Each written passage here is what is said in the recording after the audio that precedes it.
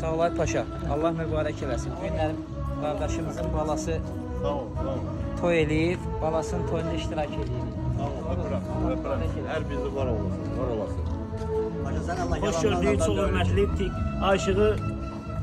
Aşıq Şadlıq Sarayı'nın TikTok səhifəsinin izləyicilər. Hər bir ürəkdən salamlayırıq. Yenə möhtəşəm bir gündə, yenə möhtəşəm Aşıq Şadlıq Sarayı'nda. Bugün bizə əziz olan, bizə doğma olan dəyərli qardaşımızın, musiqisi dostumuzun, gözəl nağara ifaçısı Toğrul qardaşımızın balasının şad gününü toplaşmışıq.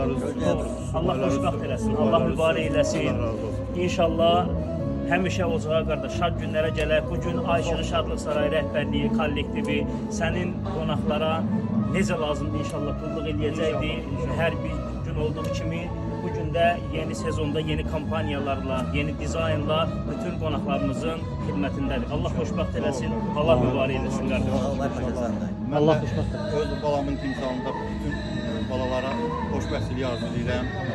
Allah hər kəsin, hər birimizin qapısında xeyir işlər qismət eləsin, duaları, sədaları eşidilsin. Amin inşallah. Aşıq Şadlıq Sarayı'nın bütün personelə, başda Elman müəllim olmaqla o gün olsun Anar qardaşımızın ilə xeyir işində iştirak edək. Elə amin. İnşallah. Bu gözəl sarayı tikib bizə ərsəyə verdiyi üçün minnətdarım. Elman müəllim. Allah xoşbəxt eləsin, Allah mübarək eləsin. Sağ ol.